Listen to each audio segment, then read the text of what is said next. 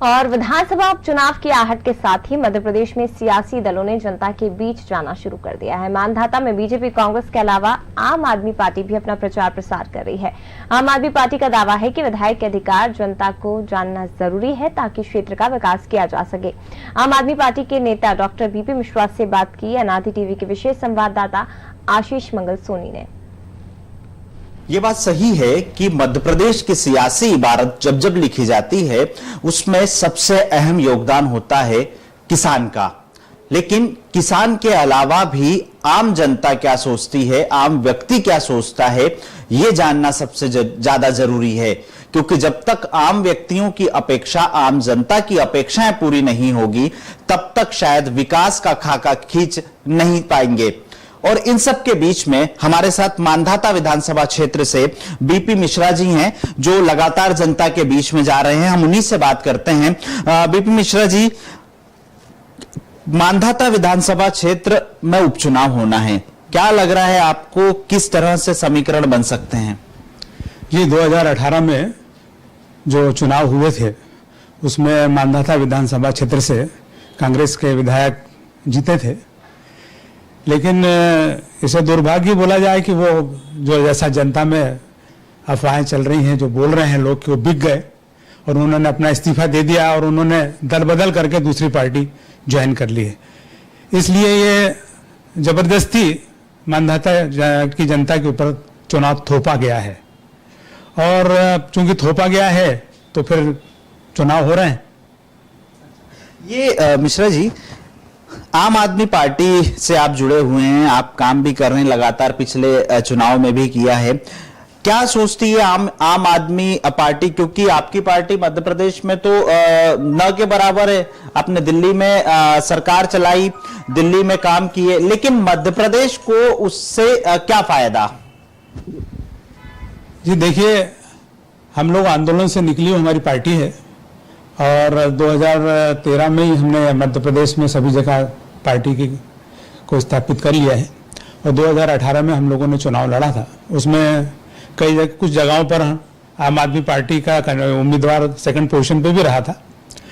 और चूंकि मैं जो मानधाता विधानसभा क्षेत्र से हूँ, मेरा जन्म स्थान भी मानधाता विधानसभा क्षेत्र है और यहाँ पर विकास जो होना चाहिए था वो विकास बिल्कुल नहीं हुआ है। यहाँ पर पिछले 15 सालों से भारतीय जनता पार्टी का शासन था, विधायक भी थे और उनके मुख्यमंत्री भी थे। उसके बाद पिछले 15 माह से कांग्रेस का शासन था, कांग्रेस का विधायक भी था और कांग्रेस के मुख्यमंत्री भी थे, लेकिन सभी जगह विकास के नाम के ऊपर शून्य रहा।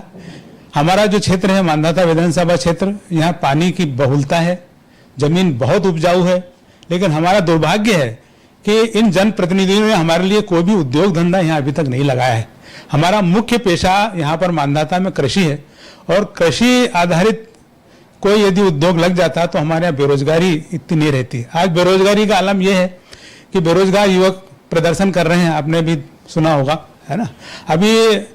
अभी हमारे 11 गांव से जमीनें अधिग्रहित की थी सरकार ने सिंगाजी ताप परियोजना के लिए।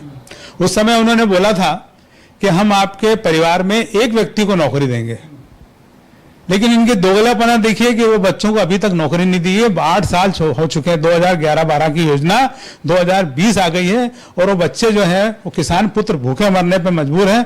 अब वो फिर उन्होंने आंदोलन कर रहे हैं, 2014 में भी किया था, 20 में भी किया था, अभी फिर आंदोलन कर रहे हैं वो सिंगाजी पावर प्लांट के। आपका समर्थन है उनको? हमारा पूरी तरह से उन्हें समर्थन है और हम सरकार से उम्मीद करते हैं कि उनकी बात वो सुने, आए और उनको रोजगार दें। पावर प्लांट में यदि रोजगार की कमी है, मान लेते हैं कि हो सकता है कि उसके अंदर वैकेंसी कम है, तो वो दूसरे किसी क्षेत्र में उनको दिया जा सकता है, पढ़े लिखे बच्चे हैं। और तीसरी चीज, मानधाता विधानसभा क्षेत्र में इतनी बेरोजगारी है और पूरे बिहार से, उत्तर प्रदेश से, झारखंड से, कहाँ से लोगों को ला करके अपॉइंटमेंट दे रहे हैं, जबकि वो योग्यता हमारे बच्चों में है। तो हमारी यही मांग है कि मानधाता विधानसभा क्षेत्र के बच्चों को वहां पर नौकरी दी जाए। मतलब कुल मिलाकर स्थानीय स्तर पर रोजगार सबसे पहली प्राथमिकता होगी आपकी? जी। और देखिए, रोजगार की प्राथमिकता तो है ही है और विधायक को पावर क्या क्या है ये अभी लोगों को समझ में नहीं आया है। विधायक क्या क्या कर सकता है?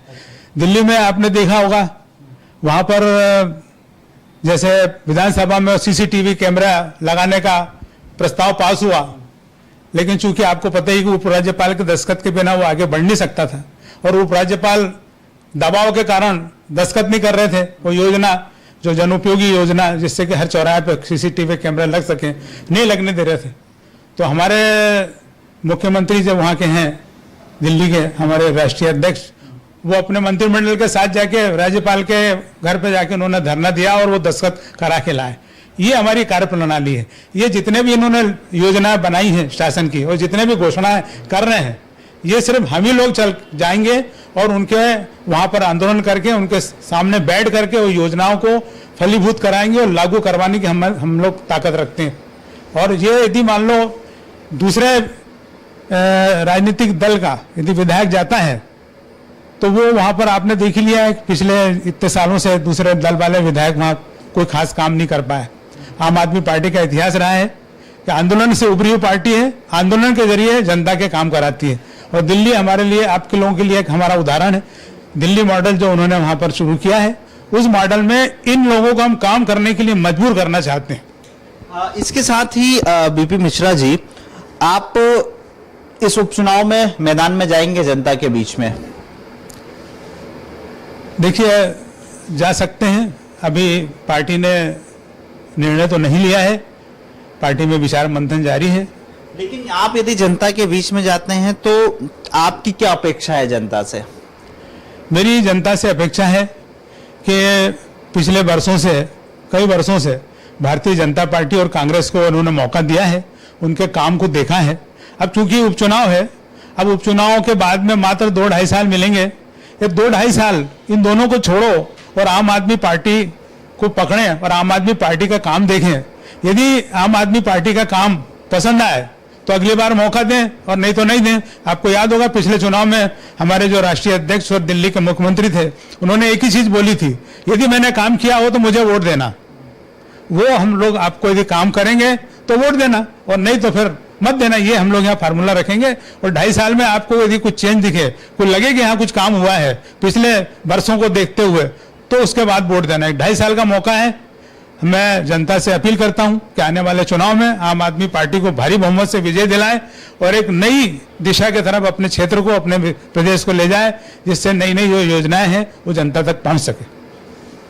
तो ये थे बीपी मिश्रा जी, जो साफ तौर पर कहते हुए नजर आ रहे थे कि बीजेपी को देखा, कांग्रेस को देखा। अब उपचुनाव के बाद हालांकि 3.5 साल का कार्यकाल है, लेकिन 3.5 साल में 2.5 साल काम करने का मौका मिलेगा। तो आप आम आदमी पार्टी को भी देखिए और दिल्ली की तर्ज पर किस तरह काम होते हैं, विधायक के क्या पावर होते हैं, विधायक की शक्ति क्या होती है और जनता के लिए विधायक क्या कर सकता है। ये तमाम विकास के खाके के साथ बीपी मिश्रा जी ने हमसे बात की है। अब ये देखना होगा कि मांधाता विधानसभा क्षेत्र में जो उपचुनाव होने जा रहा है उसमें जनता जनार्दन आखिर जनादेश किसे देती है। कैमरा पर्सन मनीष के साथ आशीष मंगल सोनी, अनादि टीवी, मांधाता।